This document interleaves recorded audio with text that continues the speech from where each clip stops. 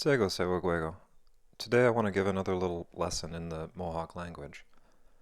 One of the things that differentiates the Mohawk language from English language is its extensive use of compound words. In the English language, compound words make up only a very small part, and a lot of them don't come up very often. Most of them are very sort of technical and maybe even pretentious. I am an autodidactic circumlocutor. Right? Nobody talks like that.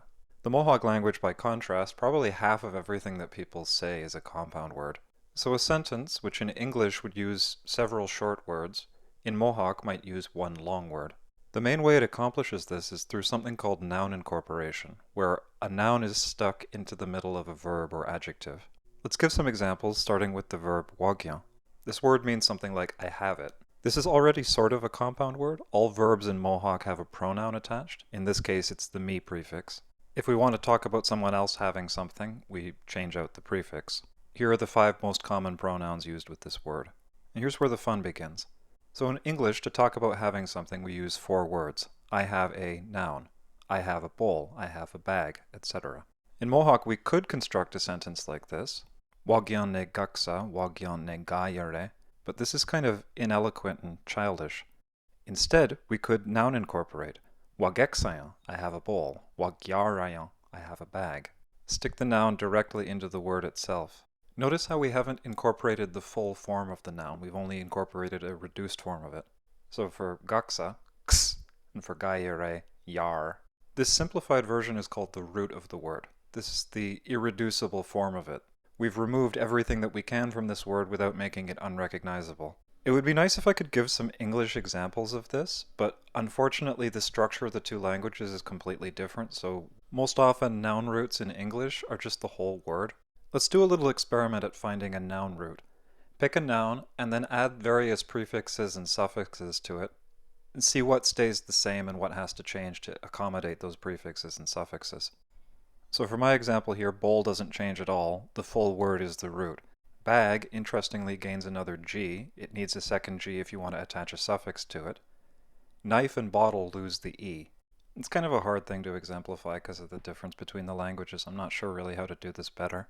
Let's try verb roots and see if that's a little bit more illustrative. Take all the conjugations of various verbs and see what changes between the conjugations. Anything that changes can be taken out. It's not part of the root. So here's some English verb roots in all of their messy, inconsistent glory. Look upon my works, ye mighty in despair. Hopefully, if nothing else, these experiments have shown you a little bit about what a word root is. Let's return to noun incorporation. I've already given you 3 conjugations. Wagyan, I have it. Wageksayan, I have a bowl. Wagyarayan, I have a bag. I'd like this next little bit to be interactive, so pause the video here, get a little scrap of paper and a pencil. I'm going to give you another selection of nouns with the roots marked in yellow, and then you're going to try and swap out the root from the already conjugated wageksayan. I'm going to give you guys a few seconds to pause and do the work if you're so inclined to play along.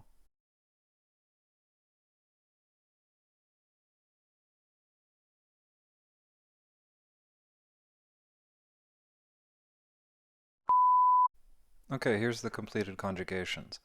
Wagetsetayan, wagerihuayan, wagewirayan, wagenaktayan, wageristayan, wagenanyayan, wagenaskwayan. There.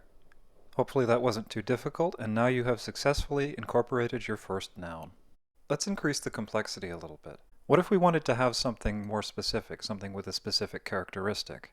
We could conjugate it similarly to English. Wagyan ne gaksa nene gawana, or wageksayan nene gawana. But again, that's not the most eloquent way to say it. We want to speak like intelligent people, so let's noun incorporate.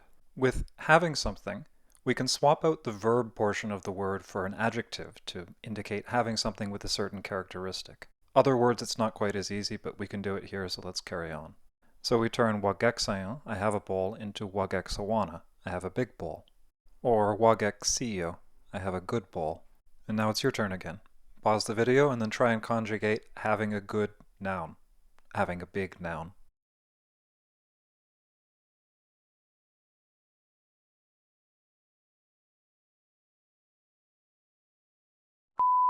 Wagetsetawana, wagerihowana, wagewirawana, wagenaktawana, wageristawana, wagenanyawana, wagenuskawana, wagenusawana. Wagetset dio, wagerihwio, wagewirio, wagenakdio, wageristio, wagenahio, wagenasquio, wagenusio. Let's increase the complexity just a tiny bit further by adding different prefixes. Try swapping out the blue pronoun to say something like, you have a good house. It has a big baby. He has a big iron. She has a good animal. These are fairly simple conjugation changes to make, so let's add another layer of complexity at the same time. Here are 8 more adjective roots that you can stick onto the end of it. Try and conjugate some interesting words.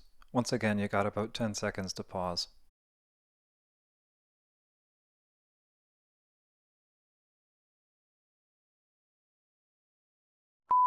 There are too many potential conjugations now for me to write them all out and much less read them all out, so hopefully you did it all correctly. It's a very algorithmic language. A lot of it is about just moving parts around. There's not a ton of arbitrary nonsense like in English. There is some, of course, but for the most part it's all very mechanical. I find it very satisfying to play around with different conjugations of these incorporated words. I hope you found this interesting too. I think that's where I'm going to leave it for the moment. Onegiwahe.